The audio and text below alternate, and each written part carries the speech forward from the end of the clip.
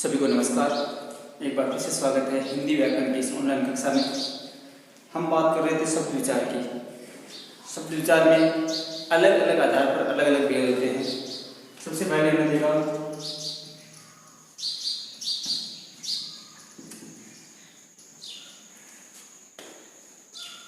उत्पत्ति के आधार पर शब्द के भेद। उत्पत्ति के आधार पर कौन से होते हैं? तत्सम, तद्भव, देशज और विदेश। ये थी उत्पत्ति के आधार पर। बाद में हमने बात की संरचना के आधार पर। वो होते हैं रूढ़, यौगिक, योग। इसके बाद हमारी बात चल रही थी प्रयोग के आधार पर। प्रयोग के आधार पर, प्रयोग के आधार पर शब्द के भेद दो प्रकार के होते हैं। पहला होता है विकारी और दूसरा अविकारी। प्रयोग के आधार पर शब्द के दो भेद होते हैं, विकारी और अविकारी। इन सब की बात हमने पिछले वीडियो में कर ली है। आपने नहीं देखा, पिछले वीडियो में जाकर देख सकते हैं, लिंक नीचे डिस्क्रिप्शन में दिया हुआ है। इसके बाद हमने विकारी शब्दों की बात की। विकारी में संज्ञा, सर्वनाम, विशेषण और क्रिया, इनकी बात भी हमने कर ली है। चार अलग अलग कक्षों में हमने चारों की बात कर ली है। आज का हमारा जो टॉपिक है वो है अविकारी शब्द। क्या है? अविकारी। प्रयोग के आधार पर शब्द का मतलब है कि हम जब शब्द को वाक्य में प्रयोग करते हैं तो विकार, उसमें कोई विकार होता है या नहीं, उसमें कोई परिवर्तन होता है नहीं। इसी के आधार पर दो हो गए, विकारी और अविकारी। जिसमें विकार या परिवर्तन होता है वो तो होता है विकारी शब्द, संज्ञा, सर्वनाम, क्रिया, विशेषण। और जिसमें विकार नहीं होता है, अविकारी होता है, उसे कहते हैं अविकारी शब्द। इसका दूसरा नाम है अव्यय। क्या है? अव्यय। आज का हमारा टॉपिक है अव्यय। अव्यय शुरू करने से पहले आप इस वीडियो को लाइक कर दीजिए, शेयर कर दीजिए और कमेंट कर दीजिए। और चैनल अभी तक सब्सक्राइब नहीं किया तो कर लीजिए और बेल आइकन जरूर दबाएं, जिससे अगले वीडियो की सूचना आपके पास पहुंच जाए। आज का हमारा टॉपिक है अव्यय। अव्यय किसे कहते हैं? अव्यय दो शब्दों से मिलकर बना है, अ और वे। अ का अर्थ है नहीं, वे का मतलब खर्च या उसमें कुछ परिवर्तन होता है नहीं, इसी का अर्थ।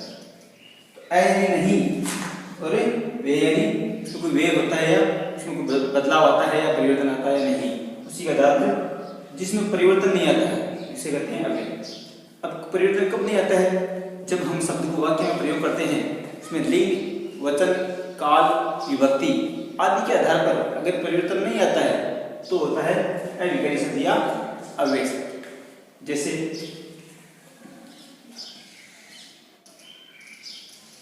शब्द है जब। क्या है? जब। अब इसको चाहे किसी भी लिंग में, किसी भी वचन में, किसी भी काल में प्रयोग करो, उसमें कोई परिवर्तन नहीं आता। इसमें बात करूं लिंग की, स्त्रीलिंग में कर दो, चाहे पुल्लिंग में कर दो।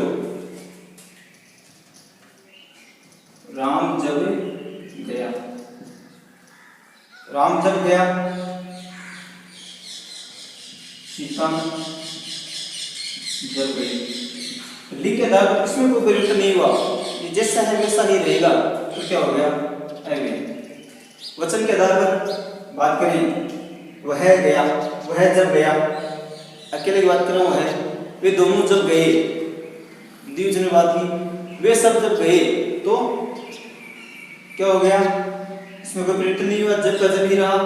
इसमें कोई परिवर्तन नहीं होता है, इसे कहते हैं अव्यय शब्द। अव्यय शब्द की बात करें, जब, तब, अब, इधर, उधर और तथा, किंतु, जिसमें लिंग वचन काल में कोई परिवर्तन नहीं होता, उसे कहते हैं अव्यय शब्द। अब हम देखते हैं अव्यय शब्द के कितने भेद होते हैं। अव्यय शब्द जो होते हैं वो कितने प्रकार के होते हैं। अव्यय शब्द के मुख्य 4 भेद होते हैं। कितने? 4। अब कौन कौन से होते हैं? 4 भेद। पहला है क्रिया विशेषण। पहला कौन सा है? क्रिया विशेषण अव्यय। दूसरा है संबंध बोधक। दूसरा कौन सा है? संबंध बोधक। तीसरा है समुच्चय बोधक।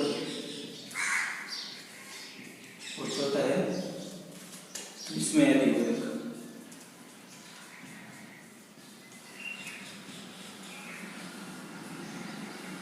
ये होते हैं अव्यय 4।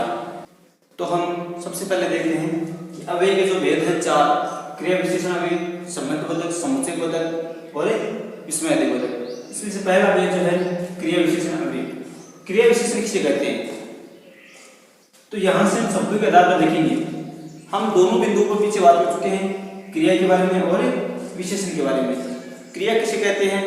कि जो वह शब्द जो किसी काम को करना, जिससे किसी काम का करना या होना पाया जाता है, उससे क्रिया कहते हैं। जो भी काम करते हैं वो क्या है? क्रिया।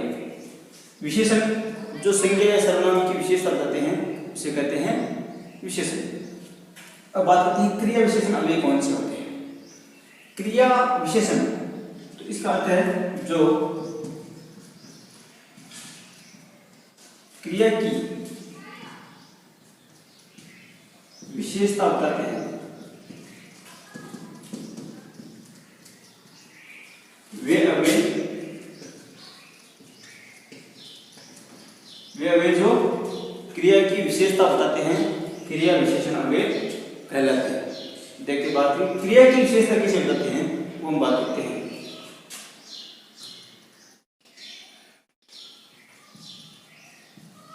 सरिता धीरे धीरे चलती है। क्या है? सरिता धीरे धीरे चलती है। यहाँ पर क्रिया क्या है? चलना। अब कैसे चल रही है? इसकी विशेषता बता रहा है कि धीरे धीरे चल रही है। इसकी क्रिया की विशेषता क्या बता रहा है? ये जो धीरे धीरे शब्द है ये क्या कर रहे हैं? क्रिया की विशेषता बता रहे हैं। और ये अव्यय शब्द भी है, वो किसी भी लिंग वचन काल में परिवर्तन नहीं होते हैं। तो ये क्या हो गई? क्रिया की जो विशेषता बता रहे हैं जो अव्यय, वही क्या है? क्रिया विशेषण अव्यय। बात करते हैं राम तेज दौड़ता है। राम तेज दौड़ता है। अब यहाँ पर जो क्रिया है दौड़ने की, दौड़ना यहाँ पर क्रिया है, इसकी विशेषता बता रहा है। कैसे दौड़ता है? तो तेज दौड़ता है। तो ये अव्यय शब्द है जो 2 तेज दौड़ते हैं, 4 तेज दौड़ते हैं, सीता तेज दौड़ती है, राम तेज दौड़ता है, लेकिन लिंग वचन के आधार पर कोई परिवर्तन नहीं होता, तो अव्यय है। और ये अव्यय क्या कर रहे हैं? इस क्रिया की विशेषता बता रहे हैं। तो कौन से हो गई? क्रिया विशेषण अव्यय। अब हम बात करते हैं कि क्रिया विशेषण कितने भेद होते हैं, उपभेद होते हैं। क्रिया विशेषण के भी उपभेद होते हैं अलग अलग। वो हम देखते हैं क्रिया विशेषण के कितने उपभेद होते हैं। अब हम देखते हैं कि क्रिया विशेषण के जो उपभेद किए गए हैं, क्रिया विशेषण के जो उपभेद किए गए हैं वो कौन कौन से हैं? मुख्य क्रिया विशेषण के उपभेद हैं 10। कितने हैं? 10 क्रिया विशेषण के उपभेद हैं। कौन कौन से हैं? बात करते हैं कि पहला है कालबोधक क्रिया विशेषण। पहला कौन सा है? कालबोधक। यहाँ इनके नाम से ही इनके अर्थ का पता लगाते हैं। काल का मतलब समय। जो क्रिया विशेषण के काल का समय, तो क्रिया कब हो रही है इसके समय का निर्धारण करता है जो अव्यय शब्द, वही होता है कालबोधक क्रिया विशेषण अव्यय शब्द। जैसे बात करें कब, वह कब गया। अब जाने की जो क्रिया है उसके समय का निर्धारण कर रहा है। जब गया, समय का पता लगा रहा है। जो अव्यय शब्द क्रिया के समय का, भाई कब हो रही है क्रिया, तो उसे कहते हैं कालवाचक या कालबोधक क्रिया विशेषण। कल, वह कल गया, कल आया, तो क्रिया के होने का समय पता लग रहा है। आज आया, प्रायः हमेशा चलते हैं, साय को घूमने चलेंगे, अब ये भी गया है। पहले तुम आओ, तो जो क्रिया है आने की, घूमने चलेंगे, उसके समय का निर्धारण कर रहा है, वही क्या है, कालबोधक क्रिया विशेषण। दूसरा हम देखते हैं स्थानबोधक। स्थान की जो क्रिया के होने का, जो क्रिया घटित होती है उसके स्थान का जो निर्धारण करता है, स्थान का पता लगाते हैं, उसे कहते हैं स्थानबोधक क्रिया विशेषण। की क्रिया कहाँ हो रही है, ऊपर छत के ऊपर नाच रहे हैं, नीचे चलो, तो चलने की जो क्रिया है वो पता लगा रहे हैं कि नीचे जा रहे हैं, मतलब क्रिया का जो स्थान है वो निर्धारण कर रहे हैं। पास आओ, आने की जो क्रिया है वो स्थान निर्धारण कर रहा है कि पास आओ। दूर, इधर आओ, यहाँ बैठो, जहाँ, दाएं चलो, निकट, दूर, बाहर, अंदर, ये जो शब्द हैं जो क्रिया के स्थान का निर्धारण करते हैं इन्हें कहते हैं स्थानबोधक क्रिया विशेषण। अब हम देखते हैं परिमाण। परिमाण मतलब मात्रा। तो जो क्रिया की मात्रा का या क्रिया का परिमाण का निर्धारण करते हैं वो होता है परिमाणबोधक क्रिया विशेषण। इसे बात करें, बहुत नचे, बहुत खेले, तो खेलने की जो क्रिया है वो कितनी मात्रा में हुई, बहुत सारे खेले, थोड़े से खेले, थोड़े से नाचे, थोड़े से बैठे, थोड़ा सा आराम किया, तो ये जो क्रिया की जो मात्रा का निर्धारण करते हैं वो होता है परिमाणबोधक क्रिया विशेषण। बहुत, अति, सर्वथा, कुछ, थोड़ा, बराबर, बराबर बराबर दो, मतलब देने की जो मात्रा है वो क्या है, बराबर, कम, बढ़कर, जितना, ये जो मात्रा का निर्धारण करते हैं ये सब होते हैं परिमाणबोधक क्रिया विशेषण। अब है रीतिबोधक क्रिया विशेषण। रीति का मतलब होता है विधि, किस प्रकार से क्रिया हो रही है, क्रिया की होने की जो क्रिया वो विधि है जिसका हम जिन अवयव शब्दों से पता लगता है वो होता है क्रिया विशेषण। कौन सा, रीतिबोधक क्रिया विशेषण। जैसे बात करें धीरे धीरे, चलना, धीरे धीरे चल रहा है, तो यहाँ पर जो चलने की क्रिया है उसका जो रीति, जो तरीका है वो हमें पता लग रहा है किस प्रकार चल रहा है, धीरे धीरे चल रहा है, कौन सी होती है, रीतिबोधक क्रिया विशेषण। सहसा, अचानक, अचानक आया, तो आने की जो क्रिया वो क्या है, अचानक हुई, जो गठित हो रही है विधि किस प्रकार हो रही है वो इसमें पता लगा रहे हैं, रीतिबोधक क्रिया विशेषण। शीघ्र चलो, तेज दौड़ो, मीठा। अब मीठा यहाँ पर विशेषण कैसे, मीठा बोलना, बोलने के लिए वो है कि बोलने की जो क्रिया है किस प्रकार बोल रहे हैं, जो विधि है, बोलने की तरीका है, रीति है, वो क्या है, मीठा बोल रहे हैं। शायद, ऐसे, ऐसे चलो, मतलब जो चलने की जो क्रिया है वो किस प्रकार से चलना है, वो ऐसे। अचानक, यथाशक्ति, यथाशक्ति देखो, तो देने की जो क्रिया है वो किस प्रकार हो रही है, वही क्या है, रीतिबोधक। आगे हम देखते हैं कारणबोधक। कारण सबसे पता लग रहा है, जो क्रिया का कारण बताते हैं, क्रिया क्यों हुई, तो वो क्या है, कारणबोधक क्रिया विशेषण। बात करते हैं इस तरह हम गए, इस तरह हमें गए। अतः का देखें कि खेलने से शरीर स्वस्थ रहता है, अतः हमें खेलना चाहिए। यहाँ पर खेलने का जो कारण है क्या है, खेलने से हम स्वस्थ रहते हैं, तो वह क्या है, कारणबोधक। किस प्रकार खेलें, तो कारण, क्यों खेलें, कारणबोधक बता रहे, कारण बता रहे, तो कारणबोधक क्रिया विशेषण। स्वीकारबोधक, स्वीकार, इसी सबसे हम अंदाजा लगा सकते हैं, स्वीकारबोधक क्रिया विशेषण से कहते हैं कि जो क्रिया की स्वीकृति को प्रदान करते हैं, जो क्रिया को स्वीकार करते हैं, क्रिया को स्वीकृति प्रदान करते हैं, वही होता है स्वीकृति बोधक या स्वीकार बोधक क्रिया विशेषण। कैसे, अवश्य आइए, आने की जो क्रिया है उसको स्वीकार करें कि हाँ अवश्य आइए। बहुत अच्छा, हाँ आपने बहुत अच्छा किया है, करने का जो काम है उसको स्वीकार करें, उसको प्रमोट करें कि हाँ बहुत अच्छा किया है, तो उसको स्वीकृति दे रहे हैं कि क्या है, क्रिया विशेषण। कौन सा, स्वीकार बोधक क्रिया विशेषण अवयव।